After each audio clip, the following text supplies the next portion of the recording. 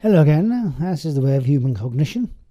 And given how the moving finger writes, then having writ moves on. In other words, we can't go back, just forward.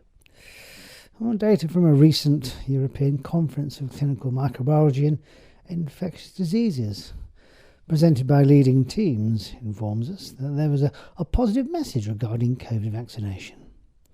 The headline being COVID vaccination from December 2020 onwards saved is estimated over 1 million lives, whilst 2 million were lost in the European region alone to COVID during this time.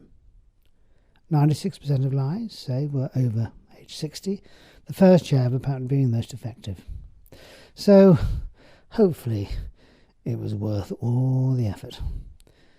As we move into an era of living with COVID, it did feel initially slightly odd, but now it's just another virus to be sniffed and coughed about, and then it leaves you its latest host.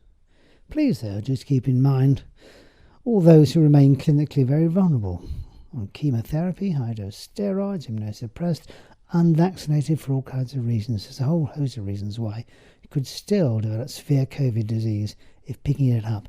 And there are lots of people still on the island, I see all the time, who have never actually had a bout of COVID, or at least tested positive.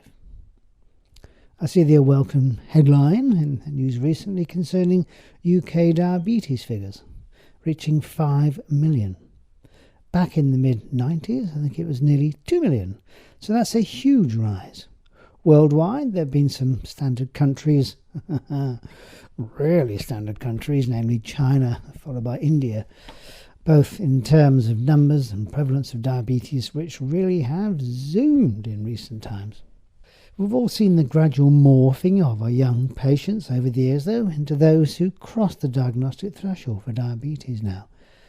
It's not great, really. Typically, type 2 diabetes in style is initially not needing insulin, in other words. Several factors may also be in play here, but they are mainly lifestyle-related in terms of, the well-established ones. Weight gain, diet, exercise, or rather lack of, family history, nature or nurture, or a bit of both, age itself, other medical conditions and some medications. Even having a large baby in the olden days of 9 pounds or above was maybe early evidence of an emerging diabetes issue. Looking across the globe, the urbanisation of many countries, good examples of course again being China and India, may mean that the active lifestyles, dietary regimes that you've been following for years and years and years down the line may suddenly change to a less physically active regime, even more readily accessible food, more calories, leading to obesity, progressive lack of fitness, and so on and so on. This may happen quickly too. Back in the surgery, GPs often hear tales of shock, anger, surprise, disappointment, and concern arising from a set of routine tests that suddenly, bing, pop up. Oh dear, we've got another diabetes case on our hands. I continue to quote the number 4 as a milestone number. Why so? Well, I've told you this before, but just for the record, well, a teaspoon of sugar is, I recall, 4.18 grams, rounded down for simplicity to 4. So, here we go again. Check out the food labels. European rules state we have to have those ingredients printed on the table of a certain font size. Oh yes, it's navel-gazing, it certainly is. In ingredient breakdown too, protein, fat, carbohydrates, of which sugars are, so note the sugar bit.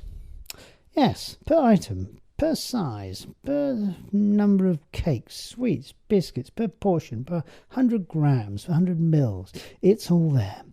Meaningless unless you divide the said figure for sugar by 4. Oh yes, oh my golly. And then, have I really got that much sugar? For example, I grabbed some supermarket wine gums the other day. Oh yes, very nice they were too. Then I looked at the label. 10.9 grams of sugar per 4 gums. Ooh, that's nearly 3 teaspoons for 4 wine gums. That's a shocker. Ouch. Exercise? Well, how much is enough? Well, let's use a breathless test. Exercising enough, hard enough, assuming it's safe to do so. You can speak but can't sing. A useful guide for moderate exertion. And at 150 or more minutes per week of this moderate exertion, or 75 minutes or more of active exercise, that's active enough to allow you to speak actually very few words at all out of your beak, because you're so breathless. And that's supposed to be for 4 to 5 days a week, or ideally most days. Sounds a lot. It isn't really, you know. But it doesn't just happen often enough in so many instances.